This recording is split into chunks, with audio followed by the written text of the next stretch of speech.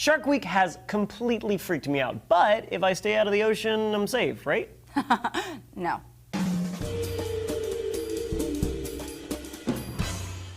Hi friends, Not Food, Natalia. And Julian. Here for D-News. Just when you thought it was safe to get back in the water, Discovery airs Shark Week. I know all the stats on shark attacks, how they're usually not aggressive and how you're twice as likely to be killed by a vending machine, but I'd still rather go swimming with a vending machine than a shark. So as long as I stay out of salt water where all the aggressive sharks are, I'm good, right? Bull shark. Natalia, language. No, the bull shark. The aggressive 11-foot tooth factory that likes to headbutt its prey can swim upriver into freshwater like it ain't no thing. Why are you ruining everything for me? Well, you best fetch your umbrella because I'm about to rain on your parade. There are plenty of freshwater fish that are just as scary as sharks. Like when I say the Amazon, you say? Piranha. And they have occasionally attacked and killed humans. But while those favorite henchfish of Bond villains are scary, there's always a bigger fish. What could be worse than a swarm of scissor-jawed fish that bite off fingers and toes? The payara.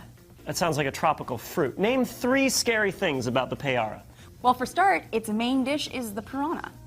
And they can grow up to 4 feet long. Oh, and they have 4 to 6 inch long fangs on their lower jaws, giving them their nickname, the vampire fish. 1, 2, 3. 3 scary things about the vampire fish. All right, not bad, but I can name another vampire fish that's way worse. Parasitic lampreys. They're eel-like and not as huge or fanged like the payara, but they are actually vampiric. They use those horrible sucker-like mouths rimmed with regenerating teeth to latch onto larger fish, and then they use their tongues that also have teeth to rasp away the flesh.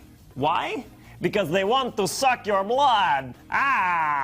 My vampire was much better. All right, fine. Yeah. They don't care, though, what they latch onto either. They'll even cling inside another fish's gills and suck away. Sea lampreys will actually spend the majority of their lives in freshwater and are an invasive species in the Great Lakes. Silver lampreys are also in the Great Lakes, plus they can be found in the Mississippi River from Minnesota down to Mississippi. Though very rare, there are occasionally attacks on humans when they're starved. All right, but I've got one to trump them all. A monstrous relic from eons ago with bony impenetrable scales and rows of sharp pointy teeth. Behold the alligator gar. Gar? Gar! Anyways, behold it. Ah! Is it gone? No, it's this living fossil. It's still very much around in the southeastern U.S., and they can be gargantuan. The largest ever caught was almost 8.5 feet long and weighed 327 pounds. They can survive in rivers and swamps and brackish water. They look scary, and they'll eat fish, turtles, and seabirds. But there have actually been no confirmed attacks on humans. Oh, so it's not so bad then. So would you say your hype was a bit garish?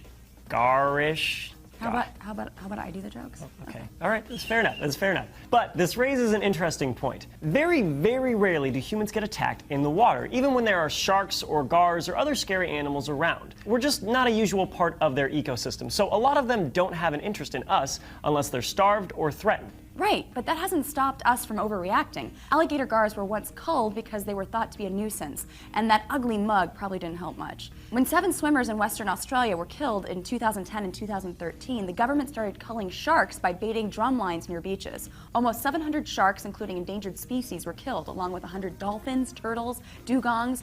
All this because less than 2 humans a year were killed while swimming around in their habitat, which is a bit like if a burrito broke into my house and then tried to kill me and my roommates because I was curious if it tasted good. So a typical Tuesday for you.